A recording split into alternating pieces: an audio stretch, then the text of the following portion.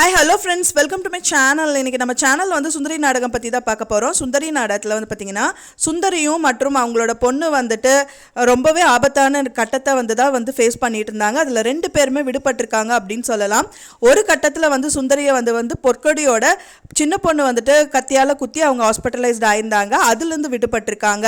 And then அவங்களோட பொண்ணும் வந்துட்டு அவங்க இன்னொருத்தவங்க கடத்திட்டு போயிருந்தாங்க அப்படின்னு சொன்னோம் இல்லைங்களா, அது கடத்தில் அவங்க சேஃபாக வந்து சுந்தரியை மீட் பண்ண வந்திருந்தாங்க. அதுலேருந்து அவங்களும் விடுபட்டிருந்தாங்க. சுந்தரி வந்து ஆபத்தான கட்டத்தையும் வந்து ஃபேஸ் பண்ணிட்டு அதுலேருந்து தப்பிச்சுட்டு வந்துட்டாங்க. அது மட்டும் இல்லாமல் அவங்க கேஸில் மாட்டாமல் சேகர் வந்து அவங்களுக்காக அரெஸ்ட் ஆயிட்டாரு. சுந்தரி எப்படி வந்து காப்பாற்றப்பட்டாங்க அப்படின்னு பார்த்தீங்கன்னா, சேகர் தான் வந்துட்டு அவங்களுக்கு பதிலாக வந்து அரெஸ்ட் ஆகிருக்காரு போலீஸில்.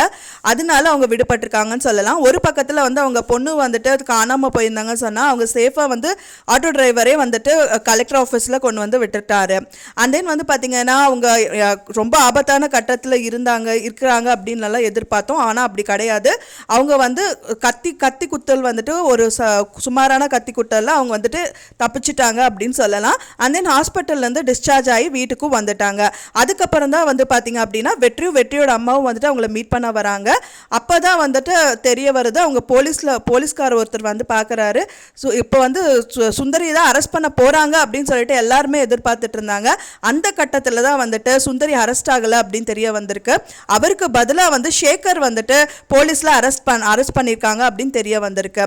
அவர் வந்து கண்டிப்பாக அந்த தவறு பண்ணியிருக்க மாட்டார் அப்படிங்கிறது சுந்தரிக்கே தெரியும். எதுக்காக அவங்களை அரெஸ்ட் பண்ணியிருக்காங்க அப்படின்னு பார்த்தீங்கன்னா, சுந்தரிக்காக அவர் வந்துட்டு அவரே போய் வாண்டடாக அரெஸ்ட் ஆயிருக்காரு.